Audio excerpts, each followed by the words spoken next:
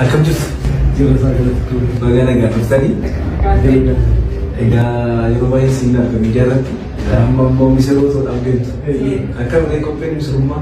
Dibata dhufanii fuudha. Doktari bifa manaa godhaa malee kanaa gadi nan fuudhu fedha sammuu kun itti ba'uu fedha.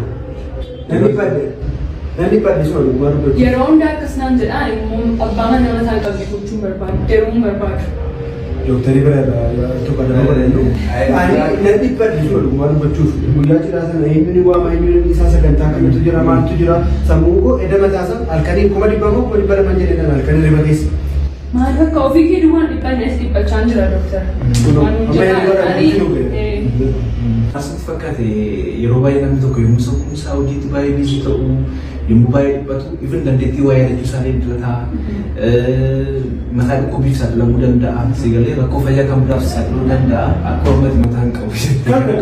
Mataa qabaachuu qabda garuu naaf gala yaaddoo hamaa dhiphina hamaa keessa sagantaan immoo yommuu namatti baay'atu wantoonni akkasii nama mudachuu malu.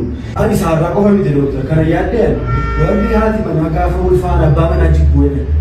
Anamma kanarra akkasuma wallolle gaafa mucaa godhattu girgiddaatti lafa niseen areebii dha sodaadhe.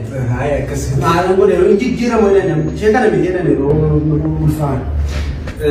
Akkasiti namni kamiyyuu keessumatti ispeeshaalummaa yeroo namni tokko waliin jiraachuu qaba wala garaa qaba namni waan ta'eef kan biraamu yeroo ulfaa jijjiiramu nama baay'ee isaa jiraachuu danda'u. Tarii namoonni baay'een hubannoo qaban dhimma kanarratti. Dhimma kanarratti hubannoo waan hin qabnee fi waan haaraa osoo hin taane sababii jijjiiramni Oromoo irraa dhiigee dubartoonni ulfaatti qomaan isaanii jijjiiramuu danda'a yeroo sana. Isaan waan tokko yaaddeedha. Kana booda maatii doktara naaf argisiisuu dandeessu.